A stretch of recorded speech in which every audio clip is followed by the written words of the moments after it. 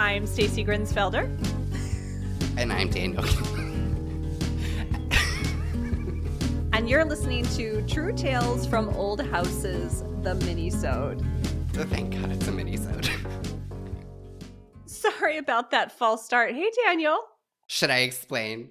I think it would be a really good idea if you explained why we had such a hard time starting this Minisode. Before you do... Oh, yes. I want to thank our sponsors, and those sponsors are The Window Course by Scott Seidler of the Craftsman blog and Sutherland Wells. Thank you both so much for sponsoring the podcast and being such great supporters. We love you guys. So when we do these recordings, we press record, stay very quiet, count down from 5, and then we go. And right as Stacy was about to say her line, one of those funny little noises came up from inside her throat, and we were both completely silent, so it was very pronounced, and I don't know why, but it really got me. It's really funny. I don't even know what that noise is, but I was right in front of the microphone, too, so yes, it was amplified. Anyway, let's get back on topic here. Right. I have just a real quick announcement. We usually don't do announcements during the minisode, but I wanted to make sure and mention that we have a book giveaway going right now. We're giving away Throwbacks Home Interiors. Bo and Kyle were just on last week's big episode. We did an interview with them, and they agreed to give away a signed copy. So go to truetalesfromoldhouses.com/giveaway to enter that giveaway, and it's open from now until June. Oh, I'm sorry. It's July, right? June is past. It's open until Friday, July 26th. Who should start today? I don't know. I actually do have a story. Great. Sometimes when I come into these minisodes, I'm like, Daniel, take the wheel, because I'm just barely hanging on here. But I do have a story to share with you today. I actually recently hired someone to come and help me do some DIY tasks around the house. Awesome. Yeah. I mean, the idea is that, well, I'm buried. You know how that feels. You've been buried in tasks for a long time. Just a little over a decade. It's fine. Right. So what's happening is that I found myself struggling to both keep up with the things that I was breaking and then fixing the things that were already broken. And I would start projects and I'd get about 60-70% of them. And then I'd abandon that to start something else. And, part of it was a me issue where I was just not staying focused enough to get one particular project done. But part of it was also just taking the opportunity. If it's a nice day, I got to work outside. If it's a bad day, I got to work inside. If I got a window workshop, I got to do that. So there are all these different pulls in all these different directions. And so, yes, part of it is a me problem. I'm overextended, but I guess I could go on and on with all my excuses. I think that's so normal, and so something that people don't tend to appreciate when they're sort of watching a project from the outside is like, yeah, I'm kind of day to day trying to figure out what I'm going to do, because sometimes the weather and sometimes something else will affect the work order in a way that doesn't necessarily make sense for the linear timeline of the project. But I got to get the plants in the ground. So yeah, we're switching gears for a week or two. And I so understand that. I also want to commend you, even though you haven't told me much about it yet, but I think people often will sort of think about it. I certainly do this as either I'm going to do it myself or I'm going to pass it off to contractors. So I think it's actually genius and a real sign of maturity to just recognize I really need a little help, but I don't need to just pass the whole thing off. I just support you 100%.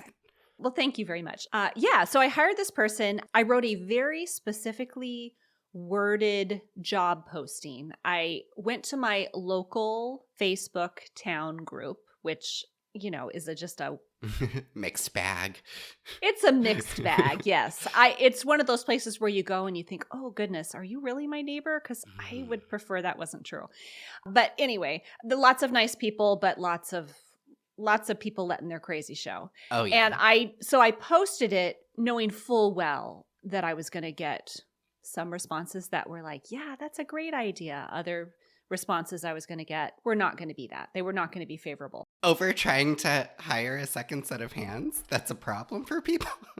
Oh, yes. Wow. So The job posting itself, I'm not going to list that here, but it was very specifically worded to pull out the types of people or to eliminate the types of people that I didn't want to work with, because this is a job, like you said, it's not someone that I hire to do the whole project. It's someone who has to work closely with me. Mm-hmm. So I was really careful. It had a lifting requirement. I've also worked in human resources before, so I was very careful to word it in a way that was appropriate because I didn't want to, open myself up to comments about that. I Right. knew who I wanted to work with and who I hoped would answer this ad.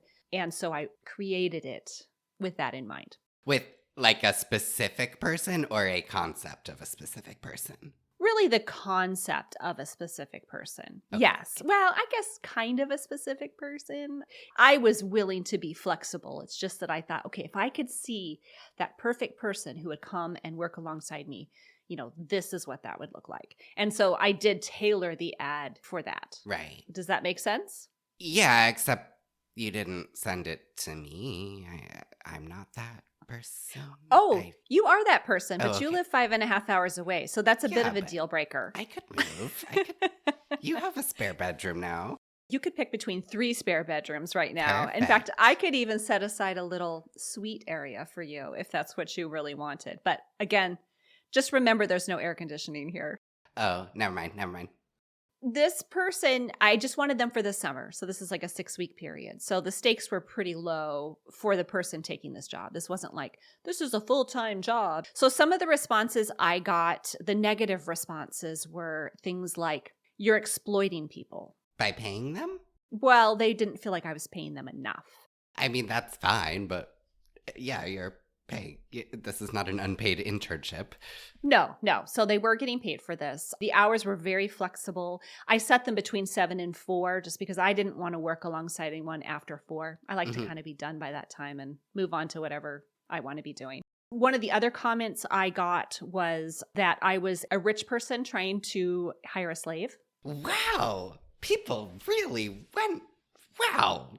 Yeah, they did. A lot of people told me, well, for that price, I could go work at Tim Hortons or Mighty Taco, and they pay more and the work is easier. Then do that. That was exactly what I wrote. I said, I wholeheartedly support your endeavor to go work at Tim Hortons or Mighty Taco. And also, like, knowing what you tend to be working on, I would imagine there's a real element here of whoever would want this job also picking up some very valuable skills that they could bring to, the next employment opportunity. So I don't think that that's a reason to not pay people. But like you said, you are paying people. This is crazy. Isn't it? Now, I don't want to sit here and talk about all the terrible things that came from this ad. I just wanted to illustrate some of the negative comments that I got on Facebook in my local town, which has 6,000 people. That is wild. I thought it was wild. I also got a lot of nice comments where it's like, I can't believe this is even a discussion. This is a great opportunity. I hope you find someone wonderful. And I did not engage. So just to be clear too, I did not engage. But here's the best part. Here's the kicker, okay? From the whole thing, I got 5 great applicants. I got 3 that were women. I got 2 that were young men. They were below 18, but they were interested in working. But within 15 minutes, the first person that I talked to, she said, I'd like to find out more about this job. She direct messaged me. And I said, do you have time this week to come over and talk about it? And she said, I'm actually in your town right now. Could I just drop by right now? And I said, yeah, that'd be fantastic. I'm home all day. So, now would be great. She comes over. She is so excited about this job. That's so great. Excited. Yeah. I'm not going to tell you too much personal stuff about her, but she's off in the summer. That's okay. A good hint. She's off in the summer. I wonder what it could be. Yeah. She has a second job. Yeah, she's a doctor. She's a doctor, yeah. OBGYN. They have their summers off. No babies are born. They love to just, chill out. Yeah. She also has a weekend job that she does in a scenic area. So she's very much in line with, like, we both love the outdoors. She loves the outdoors. That part's really incredible. But the reason why she wants this job, and I thought this was so smart, She's closing on her first house in about a month. And she said, I realized I don't know how to do any of this stuff. And she said, I thought this would be perfect. I would come and you could teach me how to do this. And I hired her. I was like, let's do it. Yeah. Let's do it. She started yesterday. So I was doing some paint prep, right? Okay. And so I was having her do a little bit of sanding on this paint prep that I had done. And it was all in the foyer. This is one of those projects I started, well, truthfully 4 years ago, but in earnest We've all 4 been weeks there. ago, Uh-huh. right? And when I told her we were going to sand the woodwork, and I kid you not, I'm not going to do it because it'll make a loud sound. She clapped her hands together and kind of jumped up and down and was like, I am so excited. I love that. So yesterday, that's what she did. She sanded. I showed her, I was cutting shoe molding, and she said, will you show me how to do that? Because in my house, I'm going to have to do the same thing. And I said, absolutely. So I taught her how to cut shoe molding. Today, she was painting shoe molding, and she painted some baseboards in an upstairs project that I started at least 8 months ago. She finished that for me. And so I think this is going to be great.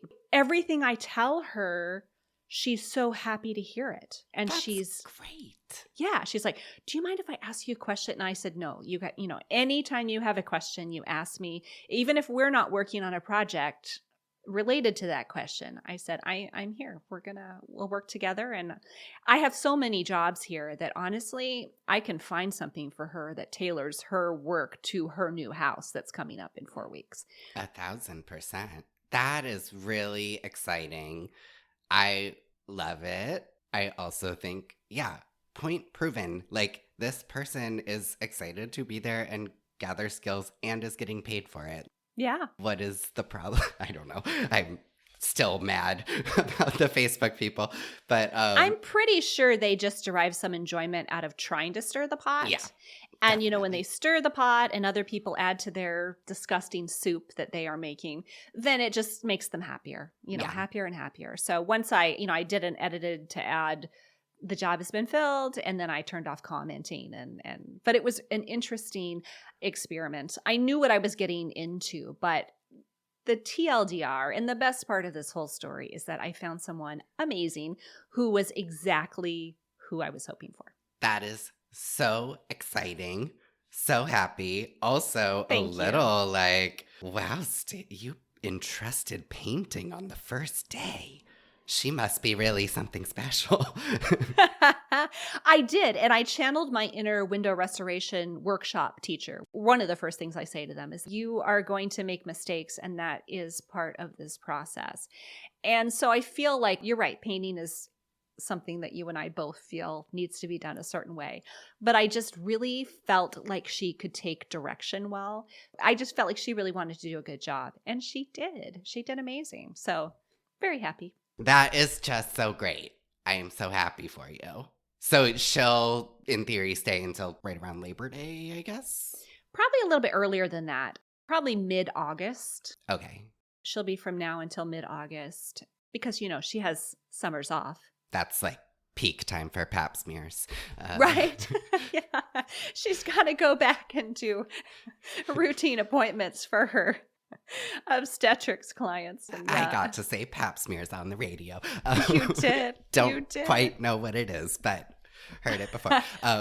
Don't want to? Great. Not that kind of podcast, no. We'll talk about it later. We'll move right along. But yeah, so she'll be here for the next few weeks. I put the job posting for anybody from 20 to 30 hours a week just to sort of at least get some people who might need that many. She's really only working maybe 10 to 20, and that's perfect. I mean, truly that works just as well for me.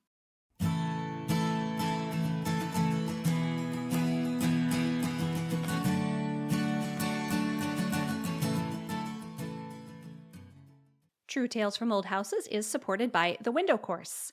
The Window Course, created by Scott Seidler of the Craftsman blog, you know him, is a step-by-step do-it-yourself program that will teach you everything you need to know to successfully restore your wood windows. What I like is that it's self-paced, so you can go as fast or as slow as you need, and there are several price points to fit your needs and budget. Now that we're in these warmer months, it's window season. So now is the perfect time to restore your windows at your house, and the Window Course has all of the information you need all in one place. Scott is offering his students a special deal. If you sign up for the lifetime access package or training package, you'll also get a free infrared paint remover, which is a $100 value. The window course comes with a money-back guarantee, and Scott is offering True Tales from Old Houses listeners, that's you, a special discount. For 10% off, visit thewindowcourse.com and use the coupon code TrueTales. True Tales from Old Houses is also supported by Sutherland Wells. All of Sutherland Wells products are handcrafted in Providence, Rhode Island, with the highest quality, sustainably grown tung oil. Tung oil, which is native to China, has been used for centuries as a durable finish for wood, metal, and stone. Now, polyurethane is great if you just want a plastic coating that sits on top of the wood. But Stacy, what if I told you that tung oil finish penetrates the surface of the wood, so it flexes and contracts as conditions change, which makes it the perfect pre-finish or protectant for everything from fine furniture to window sash and sills. All of Sutherland Wells products, they smell so good. You know how sometimes you open something and you think, ugh, this is burning my nose hairs? Everything from Sutherland Wells pretty much has a delightful citrus scent, and it works really well. I've tried several of their lines. But whatever you're working on, it might be siding, hardwood floors, furniture restoration, cutting boards, you name it, Sutherland Wells has a product for that. So to learn more about the complete product line, visit Sutherland Wells, that's WELLES, sutherlandwells.com. And to save 10% on your first order, use the coupon code TrueTales.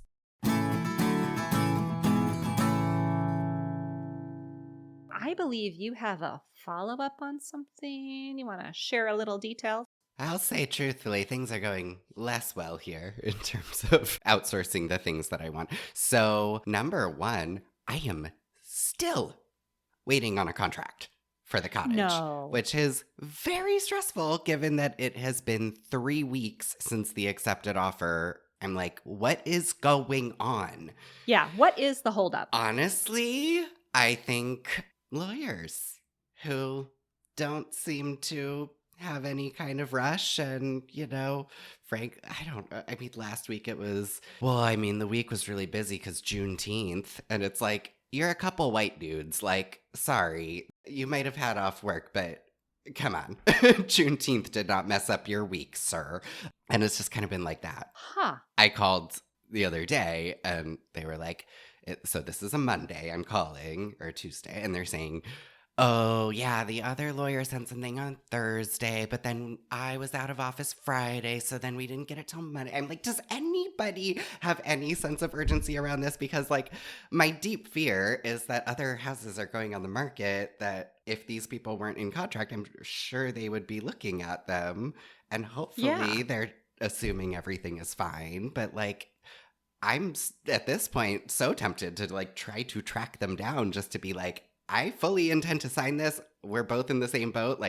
I swear to God, no shenanigans. So I don't know. It's just I'm so annoyed by it. I have a question for you then. Have they signed their portion of the contracts? You've signed, or have you signed? I don't know. Where are you? I guess I thought I had a question, but now I'm confused. I barely know either. Okay, so I was informed 3-4 days ago that they signed the contract and my lawyer would be in touch. Of course, my lawyer was not in touch, so I got in touch. And what they told me, which was sort of amazing in the year of our Lord 2024, is that, the contract is in the mail. What now? And I'm like, sorry, you need wet ink in 2024 for a contract? Yes.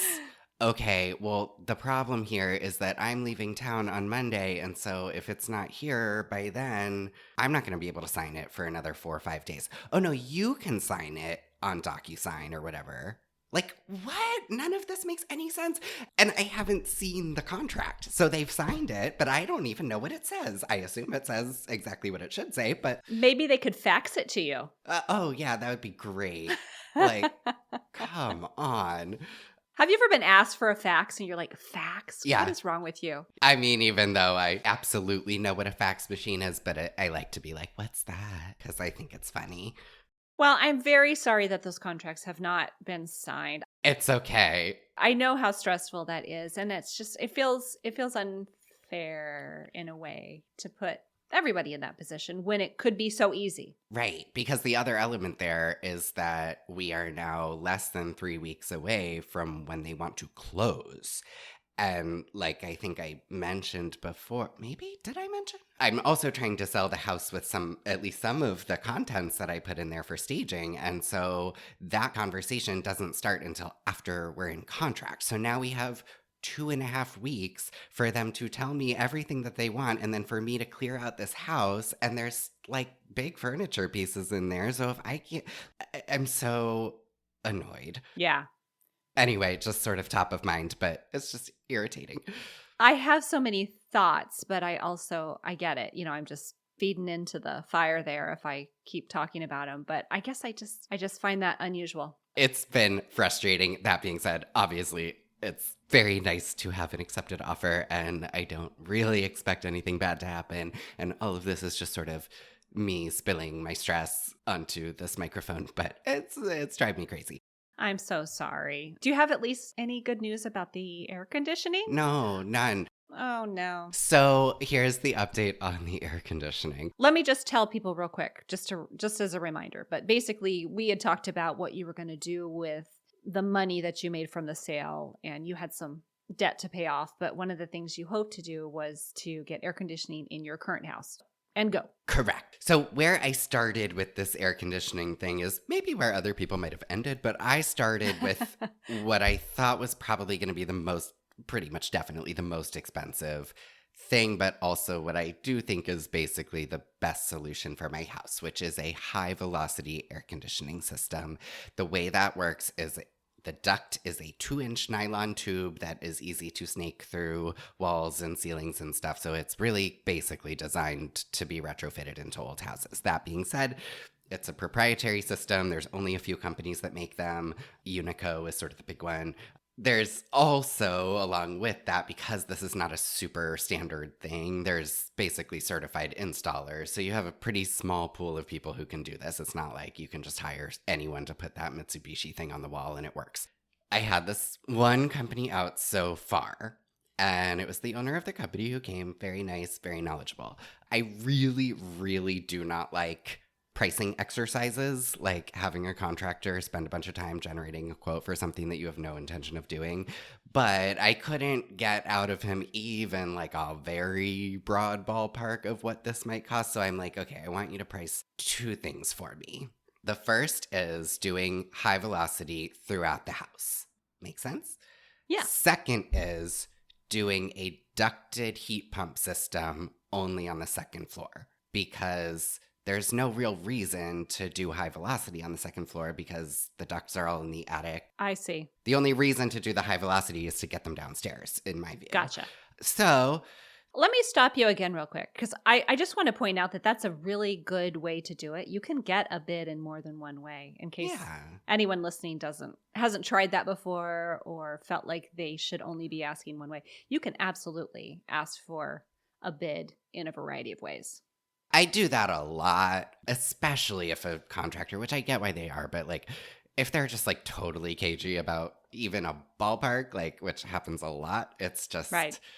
How else am I supposed to know what the difference is? So anyway, what I got in return was a quote to do high velocity only on the second floor, not a thing I wanted or am considering. And to do high velocity on the second floor and only that like large parlor on the other side. My house is sort of a regular side hall layout with a big addition on the side. The big addition is only 1 story. So essentially you have to snake a duct through a closet and into this little crawl space like attic over this room. Okay. Basically, I got prices for 2 things I don't actually really want. Interesting. Okay. Go on. But would you like to know how those numbers shook out, Stace? Because it's quite something. Do you want me to just guess? Give it a go. I mean, I don't know. Anything retrofitted is always really expensive. Okay, so let's remember, just for context, we're talking about, I believe he probably, let's assume it's every room on the second floor. So nursery, bedroom, hallway, den, second bedroom, bathroom. That's 6 rooms. Okay. Plus the parlor. So 7 rooms, all of which are just ducts going through the ceiling. Go. You realize now that you've just started a rumor by labeling one of the rooms a nursery, right? I know. I call it that. It's also where I'm recording this podcast, so it is absolutely not being used as a nursery, trust me. I was going to say, I see no babies or future babies right now. No, a lot of like peeling lead paint on the walls, so babies love that. Yeah, it's perfect for a baby, right? All right, so to guess. Like I said, retrofitting is always more expensive. You've got plaster. I don't know how many hours that would take. I'm guessing somewhere in the $17,000 to $20,000 range. I think that's a good guess. It's also a super wrong guess. Is it less? Oh, Stacy. It's never less, is it? You're so cute. No, it's not less. All right, well, how much is it then? $39,000. I'm sorry, what? Yes, $39,000 for 7 rooms, not snaking through anything complicated, literally just drilling some holes in the attic floor. So for more than the price of a car, a brand new car, you can be comfortable. It literally is more than the price that I paid for my car. Yes. Yes, a brand new car, not a used car, a brand new car. That was probably the one and only time in my life I'll buy a new car, but it was a new car, yes. So for that price, you could have air conditioning for the 5 months of a year that you need it, probably. And honestly, it's more like 4 months, 4. Wow. Let's go with 4. And only in half of my house.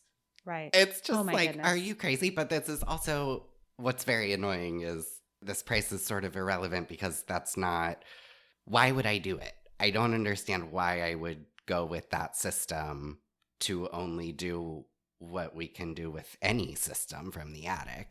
Yeah. I mean, the bid wasn't even what you asked for. Not what I asked for. Interesting. I don't know whether to go back to them and just be like, yeah, this is not what I asked for, so do you want to requote it? Because I like the guy, and I don't know. I mean, he said, I think that their estimator left, and so now, like, he's sort of chasing multiple jobs. He owns the company. He's also going out giving estimates. I don't know. So it's not offensive to me that he didn't remember specifically what I wanted, but like maybe write it down.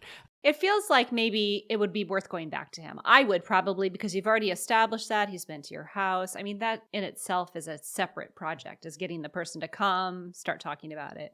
The reason that I think it might be a waste of time, though, is I remember having one of the strangest conversations I've ever had with a contractor, which was that I assumed doing a ducted heat pump system, which, like I said, we put in these land bank houses all the time. It's a great system, and it looks from any room, it's just a regular, 4x7 inch vent or whatever, those dimensions are. Sure. Just looks standard. Fine. I assume that's going to be quite a bit cheaper than doing Unico. And would you like to know what this man said to me? Do I? Yes, I do. What this man said to me is that the equipment for the heat pump system and stuff is significantly cheaper. However, the vents that they would need to cut in for, those standard ducts. So again, a like 4-inch by 7-inch hole. Sure. That is just going to kill you on the labor. And so really, it's just going to be a wash. It can't be. I'm like, so the difference between cutting a 2-inch hole and a 4x7-inch hole, or I'm making up that dimension. I think that's right. Something like it. That is the problem. I'm like, what are they using to cut the plaster? Because this happens all the time. People don't think I know anything. And so I'm, what do they use to cut the, oh man, they use everything, a circ saw, jigsaw, this and that. I'm like, has anyone ever heard of an oscillating saw? It could be one of the saw. I'm like, dude, get out of my house. So I kind of don't feel like it's worth going back to them. I think there's plenty of other contractors. There's a company called Rycor that I don't know if they're regional or national. They do HVAC. They're a big company. I think you book a estimate on a website. Oh, wow. Yeah. I'm sure you pay a premium for that kind of stuff, but sometimes there's a real benefit to going with a larger company that can warranty the work, and you can rely on them still being in business if that warranty ever comes up, and, Absolutely. just the basic reliability. So We'll try a few more and see where we land. But I was so offended by that reasoning. Just like, Yeah, that's so cutting silly. a hole in the plaster is going to be your problem. Okay. Right. goodbye. With all those saws, those big saws they gotta use. You're running a yeah. circular saw on the ceiling. You sure about that, sir? On plaster. On a That's plaster hilarious. ceiling. Ay, ay, ay. Give me All a right. break. Well, I'm sorry that your week was not as productive and did not contain the closure that you so deserve. Do you mind if I end on sort of another sad thing that has been weighing a little bit? Let's do it. Okay. So I don't know if it feels a little weird to talk about, but I got an email earlier this week that a longtime follower of mine passed away. Really, really unexpectedly, I guess. It was a short but obviously brutal battle with cancer. You know, I didn't know this person personally. That being said, I think a lot of people, we live in a really weird time where we have these parasocial relationships. And I think a lot of people that maybe follow a larger account or something assume that that's a pretty one-way thing. For my part, it's not. I get attached to people that I engage with. And it was really hard. I mean, and I obviously can't imagine what her actual friends and family are going through, but I absolutely know who this person is, you know, just in the way of exchanging messages and stuff. Really nice person, really funny, helpful, supportive. And yeah, these relationships are not one way. Her name is Allie Gerlach. I assume a lot of people who like follow me generally follow a lot of other accounts like that. And so I'm familiar with Allie too. Yeah. So it really, I'm really glad to know, and it is not about me in any way, but I just, it felt weird to not recognize we lost a member of our community very young. It was a really nice person. Thank you for sharing that, Daniel. You're so right about the parasocial aspect of social media. And I think that's actually a good reminder for everyone that there are humans behind the keyboard. I think it's easy to forget that. And I hope that this will serve as a reminder. Create connections, love each other, and treat each other right, because in the end, nobody cares about all the other garbage. Be an Allie. Don't be that guy on Facebook that was hassling Stacy. And I think we've done it. Thank you for listening to True Tales from Old Houses. Until next time. See you on Monday.